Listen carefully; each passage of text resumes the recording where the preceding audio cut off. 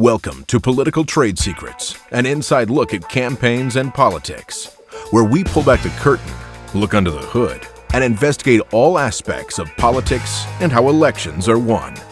Now, here's your host, Dustin Olson.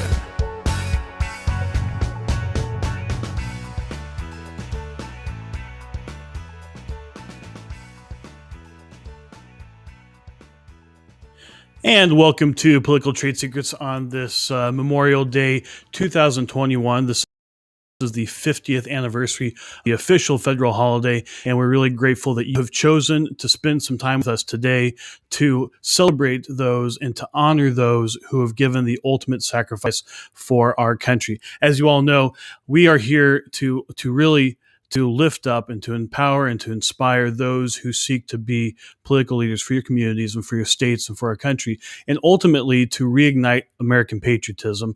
And we really do believe that that's the most important thing that we can do as a country at this time. We've watched a lot of things over the last year. You can see that people really don't have that sense of connection to what has made this country great, a whole new generation, that we really do need to reignite that sense of patriotism. And so part of that is to look at these holidays. They're really important to this country and the history of this country, and really are part of that patriotism. So today we're going to be spending a little bit of time with one of our friends, J. Mark Powell, author of a number of books, but one in particular, it's a historical novel around the Civil War, and we're going to be talking to him about the history of this great holiday where we honor those who have given the ultimate sacrifice in defense of liberty in this country. So thank you for choosing to join us. Whether you're on whatever platform you're on, we're on 12 different platforms right now across the internet. You can join the conversation. Maybe you have some memories of Memorial Days past. You'd like to share something about maybe someone in your family who's served. Whatever it is, please do join the conversation. We really do appreciate your input. So right down there's a place for you, whatever platform you're on, to post a comment or question. We'll bring you into the show, and you can be a part of honoring those who have served and those who've given the ultimate sacrifice. Another way you can make a big difference is if you like it, you love it, and you wow it. That's another way you can make a difference, as well as if you really do want to make sure that we get this content in front of more people and that we're able to inspire. Who knows who you might inspire if you do share the program. So join us on ShareForce.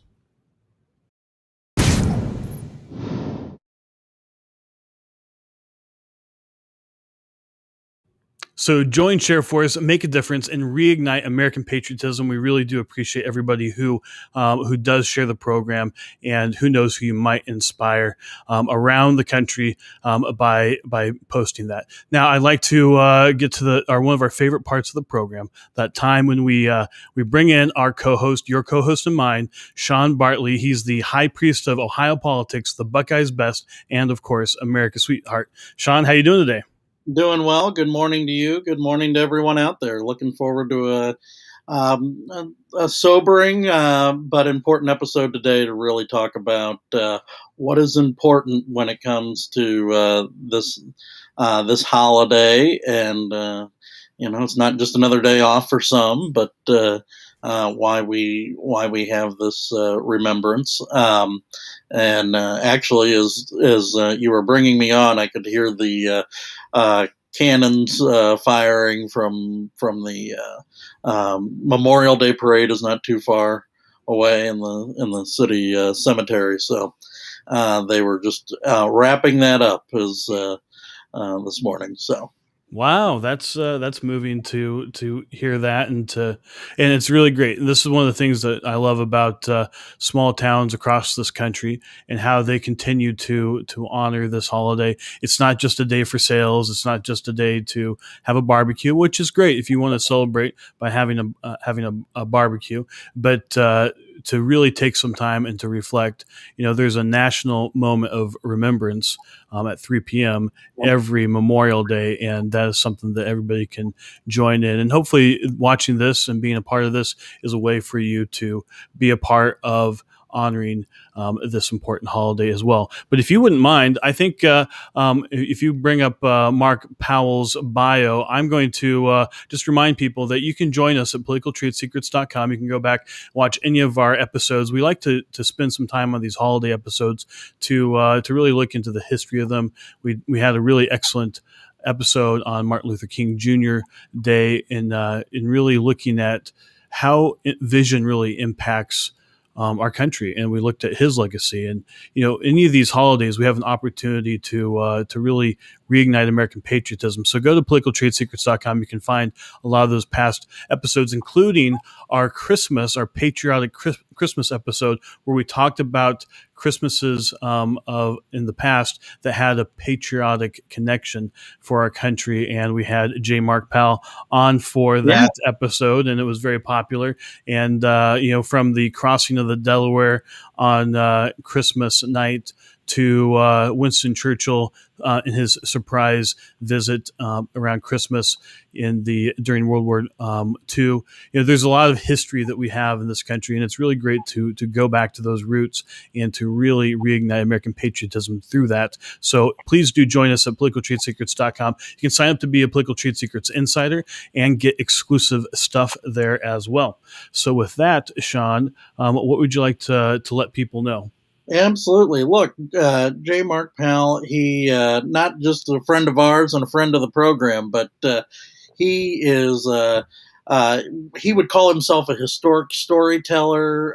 We say historic novelist here. He's written many historically set books, one of which is The Curse of Cain, which we're going to talk a little bit about today. He's a communications expert. He's a reform journalist. Mm-hmm.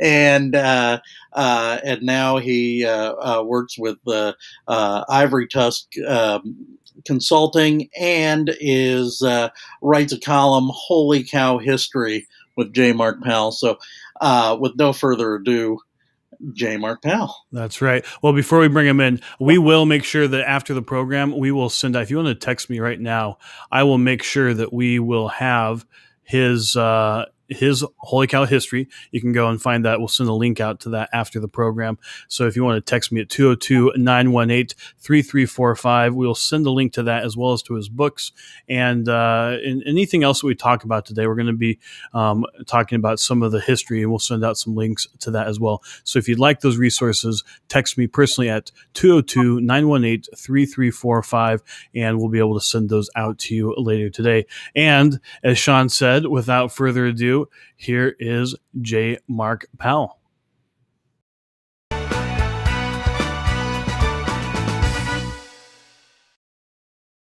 Well, J. Mark Powell, welcome to the program. We're going to call you Mark from here on out, but I want people to know J. Mark Powell, and you to make sure people do know your name. And thank you very much for being on the show today and for sharing with us your historical knowledge and telling some stories that really about the origins of this important holiday. So thank you for being here. Well, thank you for having me, and thank you also for your kind words. I promise you the checks will be in the mail tomorrow. Wonderful. I appreciate that. So let's just kick it off. So there's a lot of people, I think in particular people that we work with, they're fairly familiar with what the distinction is for this holiday specifically. There's a number of patriotic holidays that we have in this country, but really what's different about Memorial Day from the other days that we might be 4th of July, Veterans Day? What are the different holidays and what are they really meant to honor? That's a good point. Just to clarify, to refresh what most of us know already, Armed Forces Day is a day to recognize, honor, and celebrate all of those who are currently in uniform serving the country. Veterans Day in November is a national holiday when we pay tribute to veterans who have served the country. Memorial Day is when we should pause for at least a few minutes each Memorial Day to remember those who fell in service to their country. So Memorial Day is specifically for the lost. Now, it never hurts to say thank you to any veteran on Memorial Day, but this is a day to keep their memories alive and their sacrifices alive. That's awesome. Well, thank you for being able to distinguish that. I do know that we've worked with folks who we actually have quite a few clients who have served, as well as family members who've served, and they oftentimes they bristle a little bit when people say Happy Memorial Day, for instance, or when people say something like when people aren't really quite clear that this is a day to honor those who gave the ultimate sacrifice in service to our country. But it has evolved over time. So let's look at the history. Where what are the origins of this day? It used to be called Decoration Day, right? Exactly right. And the whole purpose was to decorate the graves of the fallen, which started with the Civil War. There are almost 12 towns and cities around the country claim to be the birthplace of Memorial Day, which tells you a lot of people had the same idea at the same time. Mm-hmm. So I'm going to steer clear of that tar pit and not get into which town was the first. Yeah. If you live in one of those towns, you go right on ahead and celebrate. Well, it's like Sean in Ohio. They say that they were the birthplace of flight, and North Carolina says the same thing. So everybody gets to be above average in Lake Wobegon. And well, I always say on the whole Wright brothers thing, do you put down on the birth certificate where the baby was born or the motel where it was conceived? So if that's the case, it's Ohio. But if you want to say the baby was actually delivered in North Carolina, whatever. But it evolved over time. Ironically, while a lot of Southerners were decorating graves starting in May, Northerners, it was a very segregated holiday at first. And Northerners seemed to grasp it. It spread more throughout the North because the graves typically weren't up there. The fighting took place, the bulk of it, in the South, so the men were often buried where they fell. And so groups like the Daughters of the Confederacy and the Southern Circle of Honor and several others were formed to place flowers on those graves, among other things, and also to bring back the guys who'd fallen, say, in Pennsylvania at Gettysburg, and bring their bodies back and rebury them in the South. Simultaneously in the North, the Grand Army of the Republic is doing something similar, but there were just so darn many, and it was so expensive, they couldn't move them all. So Decoration Day became more of a formal holiday more quickly in the North. Southern states typically adopted a Confederate Memorial Day a little later, separate, typically in April, though there are a few observed in May. And it was really not until after World War II where the country has really healed and come together, where both sides can begin celebrating it on the same day. Or not celebrating, that's the wrong choice of words, observing and commemorating it on the same day. And I think you can celebrate the lives of those who gave the ultimate sacrifice. And that's being really clear. It's celebrating and honoring. You're honoring what they did for this country. It was very, very popular, particularly in the North, to have parades of veterans with a band playing, and they would carry wreaths and march from the town square to the cemetery and then place them. And then there would be speeches, and a cannon would be fired in tribute, and buglers would play taps, and It sounds like that's happening in Ashland, Ohio, as we speak. That just happened outside my window, not but a half hour ago. So yeah. So up until really into the early 1920s, these old guys would take out their old uniforms out of mothballs, and those who could still squeeze into them. Then, as I said, there were veterans groups, much like we have the VFW and American Legion today. There was the GAR, the Grand Army of the Republic for the North, and the UCV, the United Confederate Veterans in the South. They had veterans uniforms made. They would wear those. It was, and then, families had picnics. Families got together. By the way, it was considered very socially acceptable for a family to picnic in the cemetery. Families would often go to cemeteries on a day like Memorial Day and have kind of like a mini family reunion. They would tend to the graves, plant flowers, and pass along stories from generation to generation about the deceased to keep family legacy alive. So after World War II, people start getting away from that. Death becomes a whole different thing. People don't like it, becomes more of a youth-oriented culture. People don't like going to cemeteries. In the old days, many times the funeral was held in the house, in the home. That's why a lot of funeral homes are called funeral homes. the body was taken out of the house into a mortuary, into a funeral parlor, whatever you will, and people got away from those traditions, and a lot of family legacy and family lore was lost, unfortunately, with Well, that shift. if for everybody in the audience, if you'd like to post anything in the comments or questions, post anything just to celebrating the military or honoring those who've served or whatever you'd like to say to really honor this important day. Please do post those. We'll share those with everybody as you share your thoughts and your what you have to say to honor our military and those who gave the ultimate sacrifice. So please do share your thoughts there. And go ahead, Sean. I think you have a couple of questions. Well, I really appreciated the picture you painted of how this used to go. Particularly gathering in the cemeteries, doing those types of things. When I think we see some of those, very few, but a few of those still exist today. I think this tends to be the time that particularly around here and in the Midwest and the North and places that are a little cooler, that this is about the time that people go out and tend to gravestones and tends to be a weekend to do that. Is that something that you've noticed, even as some of the other traditions have gone, that's still kind of a traditional time to go do that? Oh, absolutely. My sister and her husband went to our parents' and grandparents' graves in St. Joseph, Missouri on Saturday and cleaned the headstones, placed flowers. My mother and dad, both sets of grandparents and one set of great-grandparents are all buried in the same cemetery, so it's one-stop shopping. So they tended, they scrubbed and cleaned the granite stones and trimmed around them and placed flowers and just paid their respects. It's a way of honoring those who've gone before.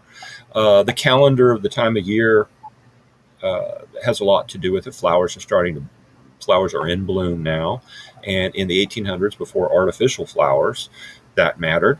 You can't place flowers on the graves when you don't have flowers. Mm-hmm. The weather's pretty much warm everywhere except in the Northeast this particular weekend. It's very cold, but the weather's warmed up enough that pretty much everyone everywhere can get out and about. So that's another reason that the time comes into play. The season comes into play. Yeah, I think that makes sense. We just talked about this is the 50th anniversary of this becoming an official holiday today. What do you attribute to the basically 100+ years of being Decoration Day and it being all over the map to that in 1971? That was largely World War II veterans who had that codified into federal law. A lot of our holidays, by the way, the people themselves initiated and observed. A lot of our traditions, the same thing. It wasn't until, don't quote me, but I think it was 1931 that someone discovered the Star-Spangled Banner wasn't officially the national anthem. People had just accepted it as the national anthem.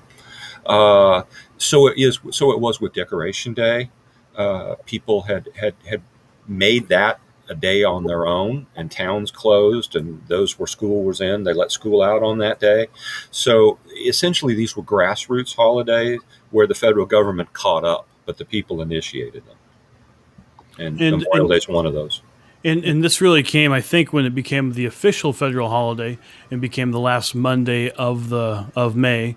It was when Congress in the late 1960s began working to kind of codify all of these different federal holidays, and they brought that all together as a way to do that. And then that's why in 1971 we have the first official holiday on the last Monday of the month, as opposed to May 30th, which it was before. President's Day was part of that too. Yep. Some states had observed Washington's birthday, some had observed Lincoln's birthday, some had observed both birthdays. And so they just said, look, we're going to lump all 40-some presidents together into one big holiday. Let's which is a shame, because clunkers get the same get the same commemoration as the great presidents. That's right. So let's talk a few stories. People can check out jmarkpowell.com. I have it up there below. You can see it in the lower third. And there's a story that you sent over to us the other day that you had written for Holy Cow History, and it was titled "How a 14-Year-Old Earned the Medal of Honor." And if you wouldn't mind just kind of sharing a little bit about the history of the Medal of Honor, and then specifically about the drummer boy. I would be very happy to. As a matter of fact, my discovery of the story started on Memorial Day in 2016. I visited the Springfield National Cemetery in Springfield, Missouri, which is one of the very few national cemeteries in the country, very, very few, I might add, where Union and Confederate veterans are buried together. Interestingly, they had a Union section and a Confederate section, and in 1961, there was a stone wall that divided them. And in 1961, the centennial of the war, they tore the wall down to make it one cemetery as a gesture of reconciliation and healing. But I was wandering among the stones in what used to be the Federal section, and there in the middle of it, it said Orion P. Howe Medal of Honor. And I'm like, Medal of Honor, what? Here in the Ozarks? What's that all about? So I went home and looked him up, and boy, am I glad I did, because it was a fascinating story. Orion Perseus Howe, how's that for a name, was from Illinois. He was 12 years old when the Civil War started in 1861. His father was the band leader for the 55th Illinois Regiment. Now, each regiment had a band. His father was a musician and had been a drummer boy himself in the Mexican War in the 1840s. And Orion must have begged his dad, please let me go, please, please, please. So I guess he's figuring, while I'm there, I can keep an eye on him. So they let him tag along.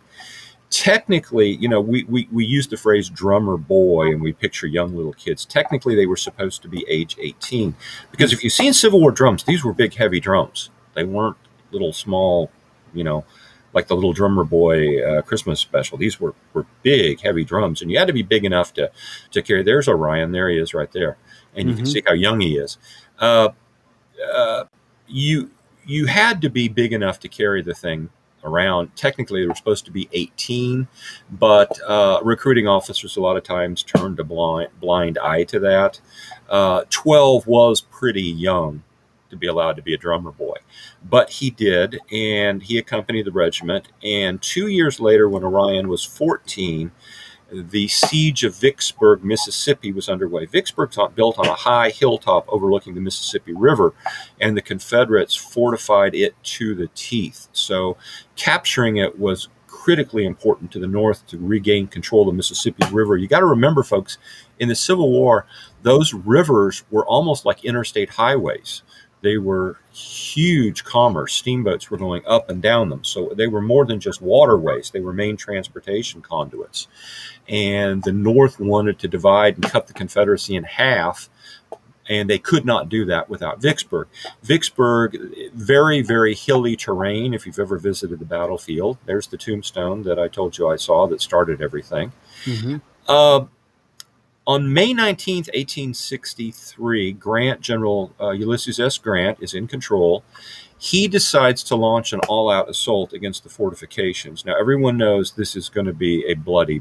However, it turns out it's going to be a bloody fight because the Confederates are entrenched heavily on hilltops. They're backed up with heavy cannon. And Orion's dad said, you stay in camp, and Orion promises he will. But he's 14 years old, and he wants to be where the action is. So as soon as the regiment has marched off, he takes off after it. And sure enough, the fighting is intense. So intense, the men are firing so much, they're running out of ammunition. So the colonel of the regiment gets several guys to volunteer to take messages physically, to run a message to the rear saying, please send us more ammunition. Orion volunteers to be one of these messengers, takes off. Now remember, it's just as dangerous to go back as it is to go forward because bullets keep flying until they run out of velocity.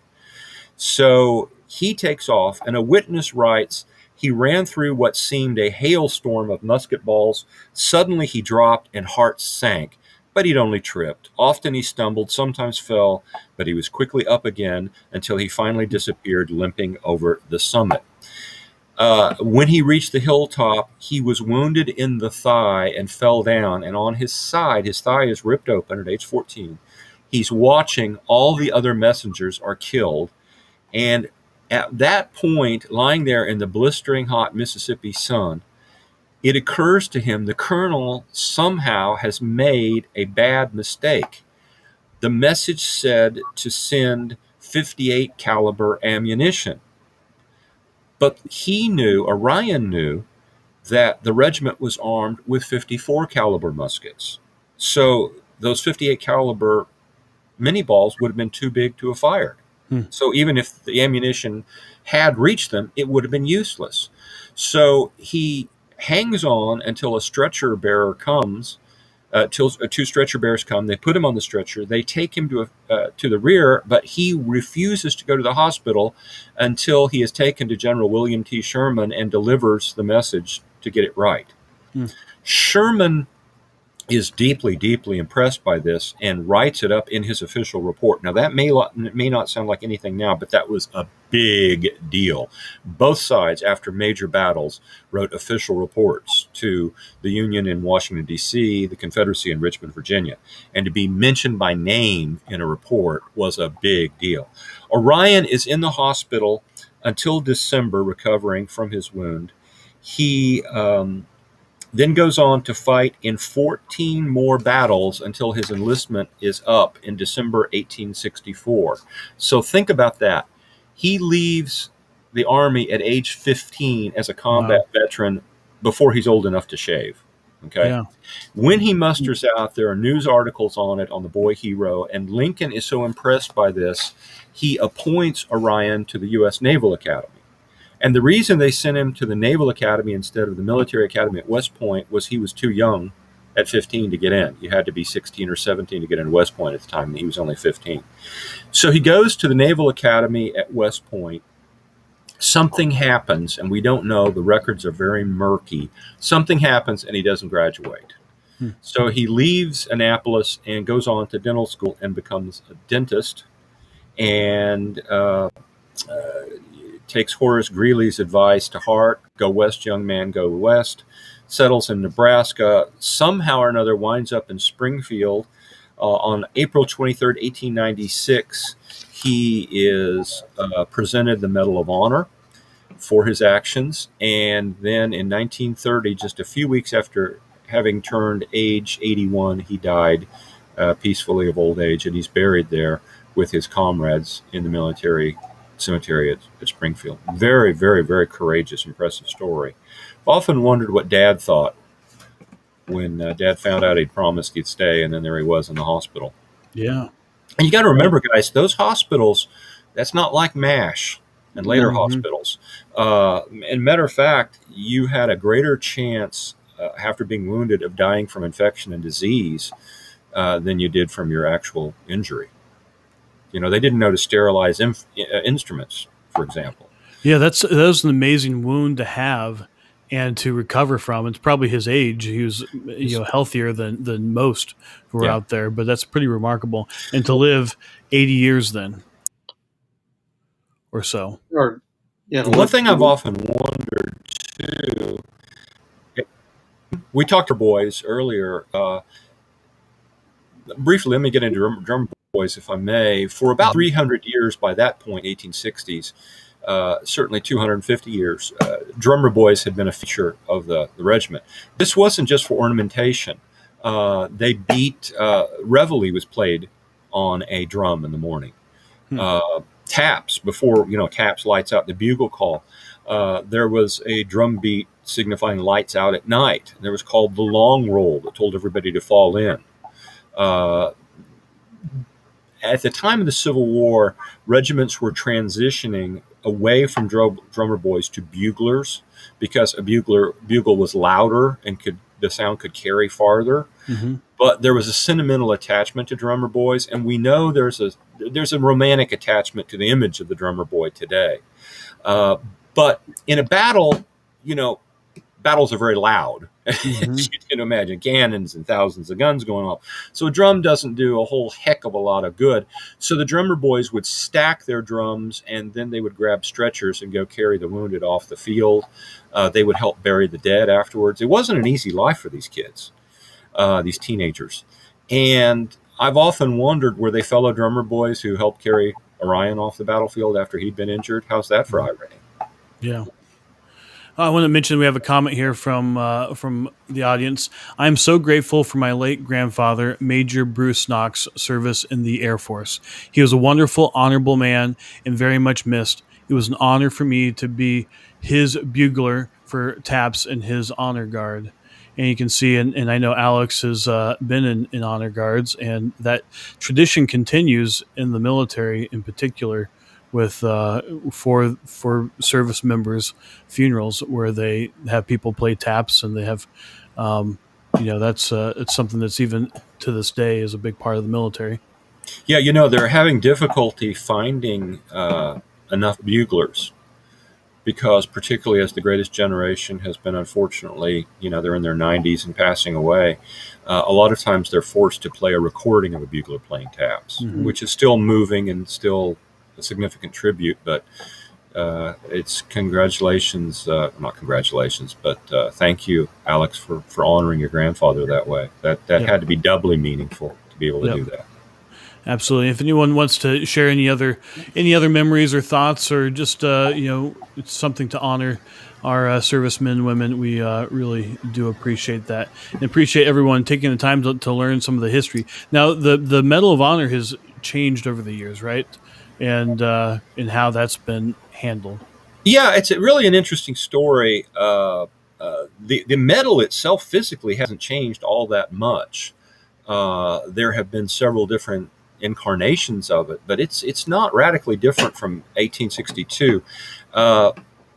You got to remember, the United States military, we were breaking away from England, and the early Federalist era, the Patriot and early American Federalist era, they wanted to get away from the traditions of Europe, where there were medals. Remember, guys would go around with medals all over their chests. So Washington created the Purple Heart to acknowledge men who had been wounded in combat.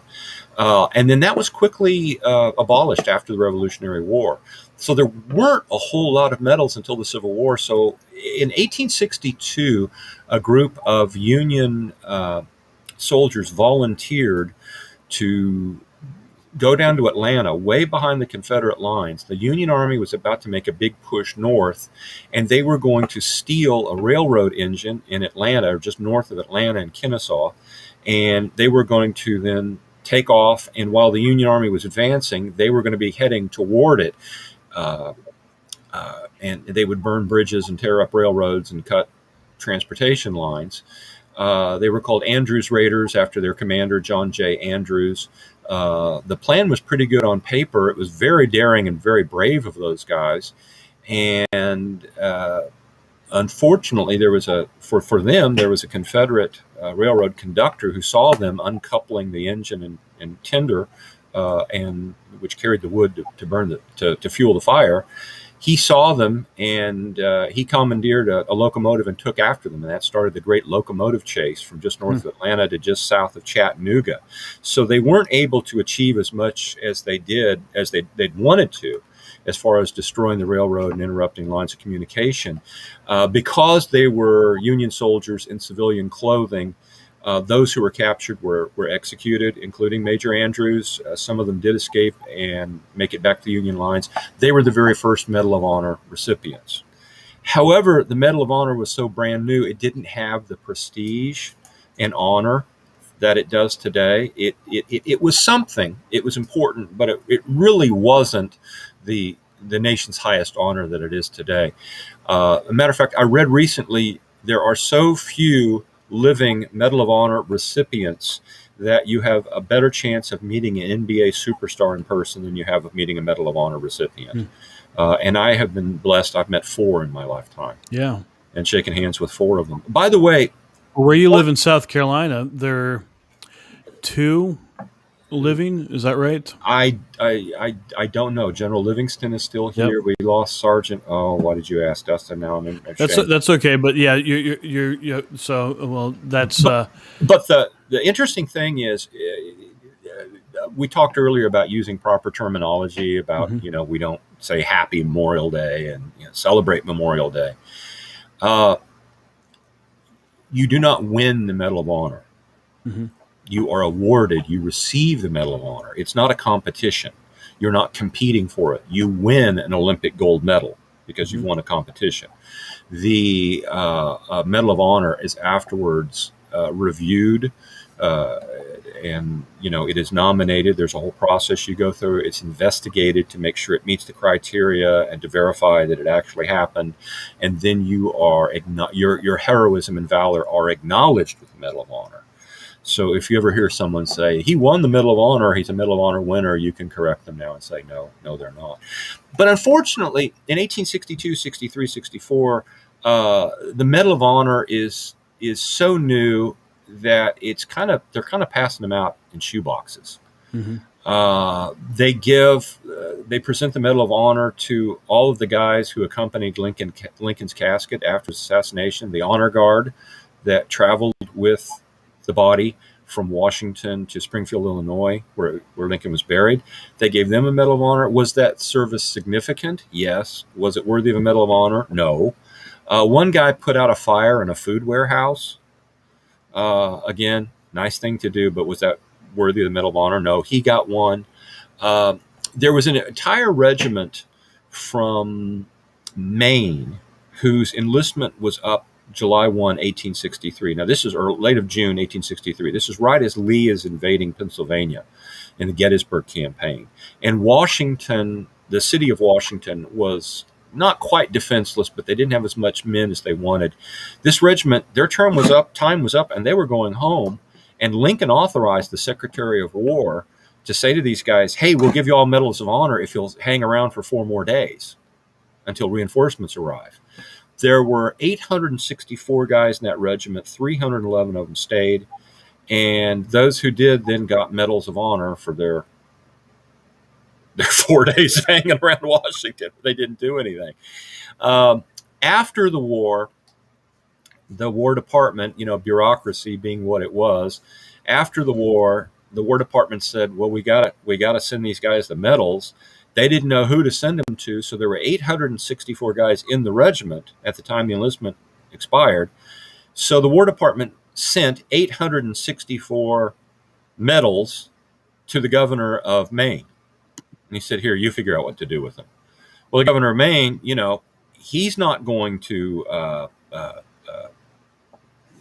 politically,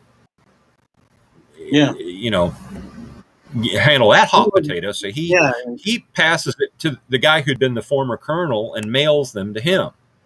So the former colonel wants to do the right thing. So he puts this box in his barn while he's trying to track down the 311 guys who deserve the medal. And it took him a long time. Why he kept them in the barn, I don't know, but a bunch of them were stolen.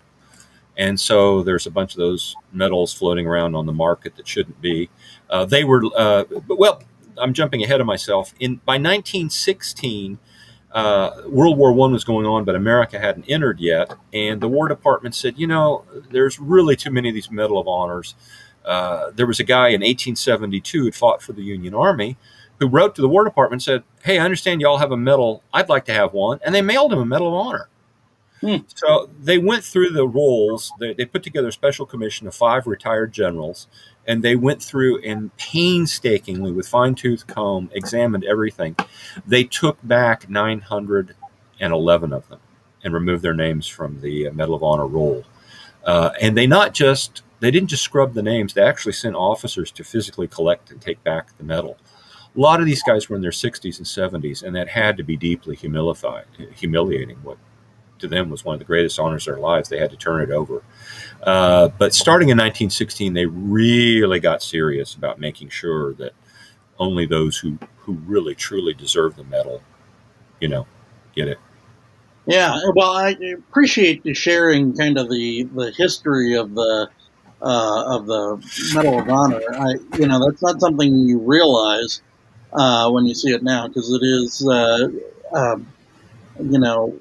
part of what they did was really necessary, which was setting the parameters for going forward. I just cannot imagine going and saying to people who did serve um, uh, and were honored with that at the time, to go and say, you know what, we changed our mind. Right. Um, Absolutely. And Sean, you live in a small town in Ohio. These guys were their local small town hero, mhm.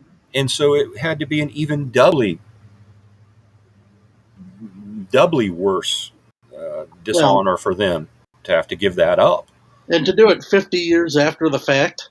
Yeah, exactly. You'd I think you could just mean, let them quietly pass away, but no, it's uh, they did it. you know, pretty pretty sad thing as far as that goes. But I do think the really creating the guidelines, creating the parameters is something that is so important. So, looking at Memorial Day and some of the traditions that really came out of Decoration Day, what is it that you see that is probably the most poignant, that had we not actually created a day around this, that might not happen? I think for a lot of families that do not have a legacy of military service, they would the children of those families would have grown up without an understanding of the need to honor and remember the sacrifice. I read a quote just this morning that really touched me. It said, "They say that you die twice: when you draw your last breath and when someone says your name for the very last time." Hmm. And by keeping those names alive and the stories of what they did and what they sacrificed, um, that's a way of keeping them alive in a way. By the way, one last thing on the Medal of Honor, just to touch on briefly before we totally close the book on that. Orion Howe was not the youngest Medal of Honor recipient in the Civil War. There was a 13-year-old drummer boy, Wow. 1 year younger than he. So extraordinary valor and heroism among guys who were extraordinarily young, 5 years younger than the enlistment age, sadly was not uncommon at that time. Hmm. That is fascinating to find out. That I thought he was the youngest, but No, he was not the youngest. that's pretty amazing. It's so when we think about these symbols, and I think Sean was talking about this. One of those that's grown up, literally has grown up in the fields. That's actually, and I'm going to close when we close with the in Flanders Field poem. But talk about the poppies. If anybody's ever been to Arlington, I know there's a lot of activities going on in Arlington today. People are there honoring those who gave the ultimate sacrifice. And just say a little bit about the history of the poppy and how that has come into this in World War One. And I know you're from Missouri originally, and the World War One Museum is there in Kansas City. But share just a little bit about what the symbolic nature of the poppy is and Memorial Day. But the poppy became a symbol of World War One loss because of the poem in Flanders Field, which you're going to read in a moment. Literally, the poppies grew up over the graves. We got to remember, guys, when you have mass casualties, you've got a health issue. You've got to bury the dead quickly. Yeah. Those guys weren't buried in coffins. They literally dug holes, got them in as fast as they could. It's sad to say, but that nourishes the ground. The blood and the body's decomposing actually acts as nutrients.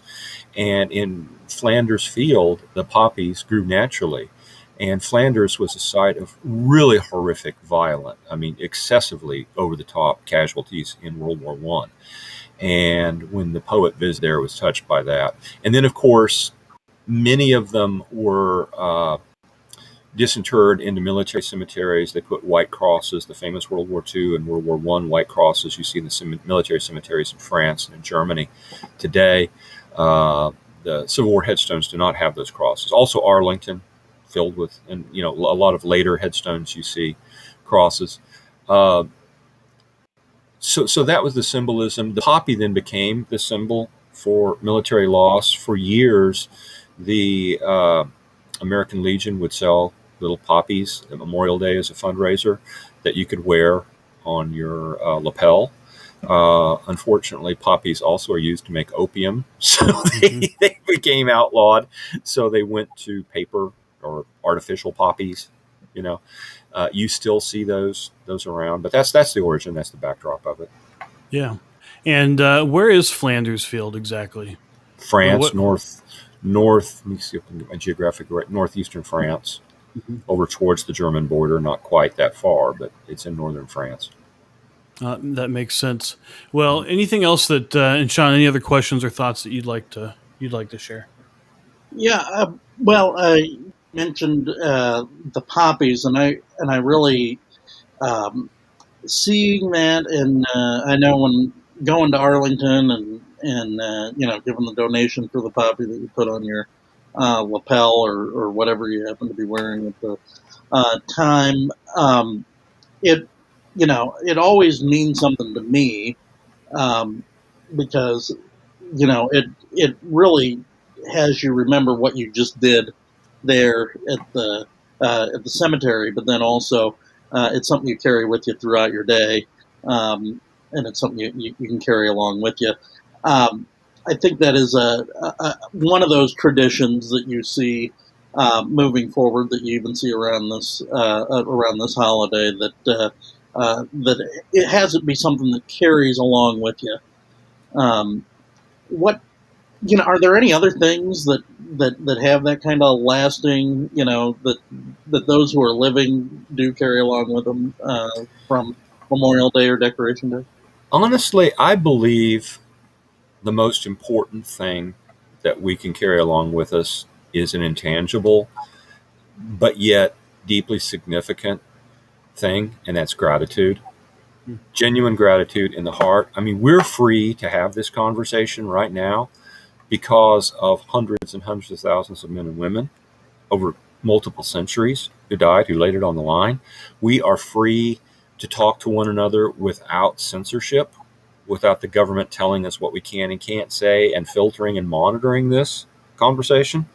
We're free to say, hey, I think the United States government should be overthrown, as long as you don't grab guns and do it in a violent manner, right? But you think I should not overthrown, but I should have a different type of government.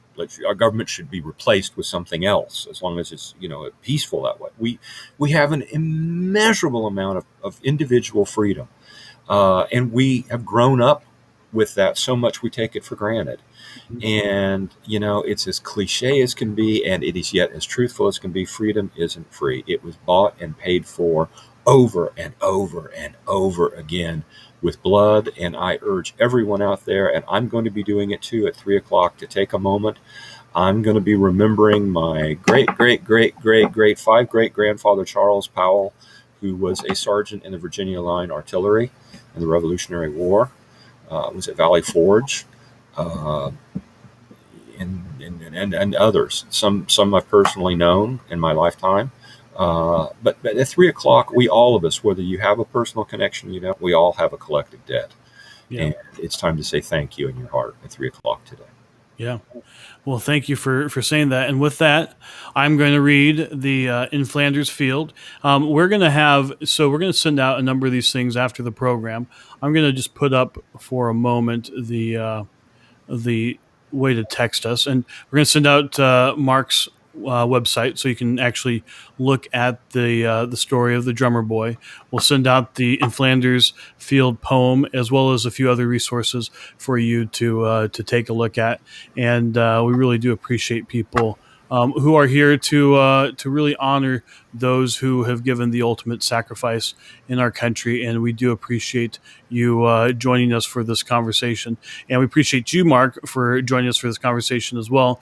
Again, if you want to text me at 202-918-3345, again, 202-918-3345, we will send out those resources and send out this as well as we are preparing to wrap up the program. Now, any other thoughts from the two of you before I read the In Flanders Field? No, but thank you for the opportunity to join you today. I've really enjoyed it. Yeah. Well, it's been great. And we always do. We love how you bring history alive. And as you say, historic storyteller. One last thing I do have is, the Curse of Cain is a historic novel set in the Civil War time period. What's that novel about? And if people are interested in learning about that.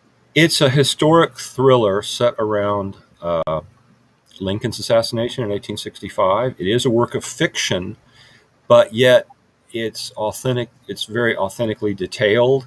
Everything happens the way it happened in history, except everything happened that actually happens in the story, except it doesn't happen that way. I'm going to tell you, spoiler alert, Lincoln dies. If you watch Titanic, trust me, the ship sinks. Yep. So not giving away anything there, but if you're looking for a fun, fast, quick read that's painfully historically authentic, The Curse of Cain is for you. Mm-hmm. Well, thank you for that, and we'll make sure people know about that. But here it is. This is the source of the poppies being a symbol of Memorial Day from World War I, and Mark walked through and explained why that was. So this is by John McCrae, I believe, is the poet. In Flanders fields, the poppies blow between the crosses, row on row, that mark our place, and in the sky the larks, still bravely singing, fly scarce heard amid the guns below. We are the dead. Short days ago we lived, felt dawn, saw sunset glow, loved and were loved, and now we lie in Flanders fields. Take up our quarrel with the foe. To you from failing hands we throw the torch. Be yours to hold it high. If ye break faith with us who die, we shall not sleep, though poppies grow in Flanders fields. Well, thank you very much. Thank you, gentlemen. And thank you to everybody who joined us for this episode. This has been another episode of Political Trade Secrets.